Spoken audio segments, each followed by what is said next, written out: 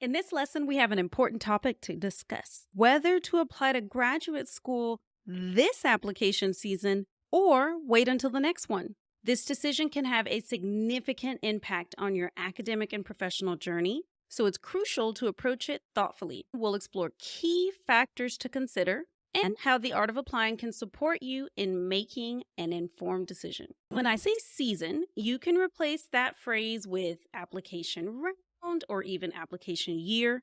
You might be an MBA applicant trying to decide between applying in round one or round two, or you might be a policy school applicant who is applying to schools that only have one round, but you aren't sure whether you should apply to grad school this year to start school in the upcoming fall or next year to start school the following fall. Use whatever word or phrase makes sense for your timing, whether it's application season, application round, or school year. First, let's delve into the reasons why you might choose to apply this application season. One of the main advantages is that you can start your graduate program sooner. That means everything happens sooner. You're going to start grad school, graduate. For example, if you're interested in pursuing an MBA to transition into a new industry, that's called being a career switcher, applying this season could help you make that transition earlier.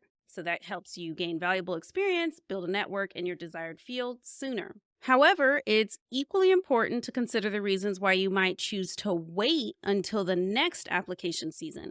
One factor to consider is your readiness to embark on the graduate school application process and to actually be in graduate school. So if you feel you need more time to gain relevant work experience, develop specific skills, or strengthen your applicant profile, delaying your application may be a wise choice. So here at The Art of Applying, we're going to give you lots of resources to help you both build your skills, build your applicant profile, and also ensure that you're fully prepared to present the best version of yourself to admissions committees. Another reason to wait is if you feel rushed or overwhelmed with the application process. Now, feeling rushed and feeling overwhelmed in and of itself is not a problem. It's a natural, common feeling. But if you are feeling so rushed and so overwhelmed that you can't think straight, you're not making progress, you're miserable, you're crying all the time, that is too high of a level of overwhelm, too high of a feeling of rush, too much. Applying to a top graduate school requires careful planning, which we will help you do, thoughtful essays, and a pretty meticulous attention to detail, which thankfully you can pay a okay level of attention to detail. And our team, if you sign up for one-on-one coaching or editing, we can pay that meticulous level of attention to detail. But if you're applying as a DIY applicant, all that attention to detail, that's on you. So if you give yourself more time, you can ensure that your applications are well crafted and reflective of your true potential versus submitting a really rushed, haphazard application. And remember, we are here to help you with your essays, resume, letters of recommendation, everything to maximize your chances of success. Here are some questions you can ask yourself as you decide whether to apply this season. And remember, you can say, maybe she means this season, or it could be this round or this year, whatever your time period is. Use these questions to help you decide, do I do it this time period or time frame, or do I wait until the next one or even one in the future? First question, am I satisfied with my academic preparedness for graduate school? Or do I need to take additional courses or gain more knowledge in specific areas? Do I know which courses I need to take and where I will take them? Do I have enough time to successfully complete at least one of the supplemental courses I need to take before I submit my application? Next cluster of questions. Do I have enough work experience so far? Would I benefit from an extra year or two of work experience? Or might I already be, quote unquote, overdue for leaving my current job or my current industry to get advanced education and make a switch? Third cluster of questions. Have I thoroughly researched the programs I am interested in, and have I aligned them with my long-term career goals? Do I even know what my long-term career goals are? If you haven't yet researched them, or you haven't researched them as thoroughly as you would like, ask yourself, do I have at least 2 months before school deadlines to research programs so that I'm applying with my eyes wide open and not just, and this is a thing I've heard many times, and it's a really bad sign, just throwing my hat in the ring. I'm just going to submit a few applications and see what happens. Here's a hint. What usually happens is you get rejections across the board, or you get into a few schools, but you don't feel great about them because you got so many rejections. You wonder, what's wrong with these schools that they let me in with this last minute application? So do not just scramble, throw together an application and quote unquote throw your hat in the ring to see what happens. I can tell you what happens is you're going to get rejected from a lot of places, and your first time opportunity to apply to these schools as a first time applicant.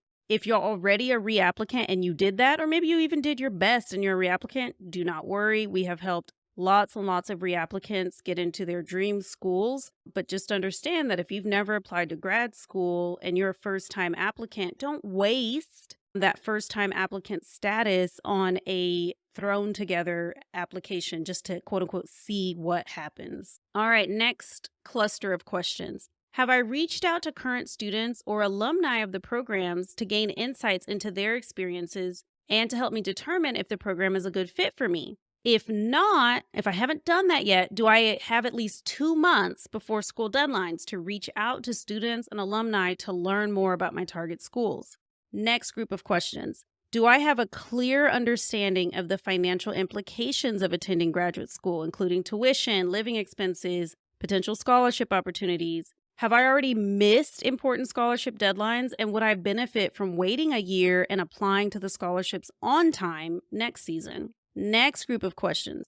Have I prepared my application materials, my resume, my statement of purpose, my letters of recommendation? Do they do an excellent airtight job of reflecting my achievements, my experiences, my future goals, and my fit with the school? If I don't have everything prepared yet, do I have at least 1 month until my school deadlines for every 3 schools I plan to apply to? So if I want to apply to 9 schools, do I have at least 3 months until the deadline? Next group of questions. Am I emotionally and mentally prepared for the demands of graduate school, including the workload, potential stress, and the commitment required? What am I currently doing to manage stress in my mental health?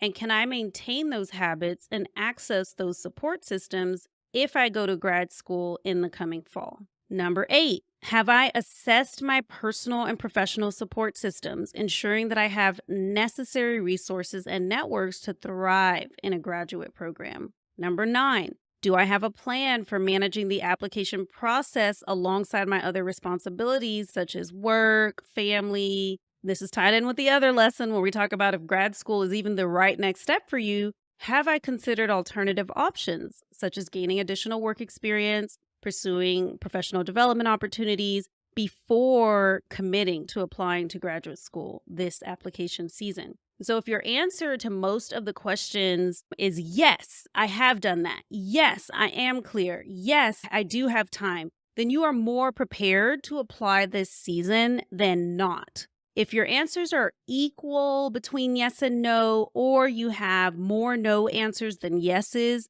you should consider applying to grad school in the following time period, whether that's considering round 2 versus round 1. Or maybe it's already round 2 and you've got mostly no's, then do not push to round 3. Let's go ahead and just apply round 1 or 2 next year. Push off to the next application season so you can make sure you're really prepared. And here at The Art of Applying, you have access to a comprehensive library of resources. You've got application timelines, application strategy templates, a community of like-minded applicants, as well as expert consultants here to help you navigate this process. We've got calls where you can ask questions, get some personalized advice, gain insights from our team. You can post in the forum, ask questions. There is a lot of different resources available to you here to help you answer these questions and to move forward in getting clear on if you're applying to grad school this season or the next one. Okay, so in conclusion, deciding whether to apply to grad school this application season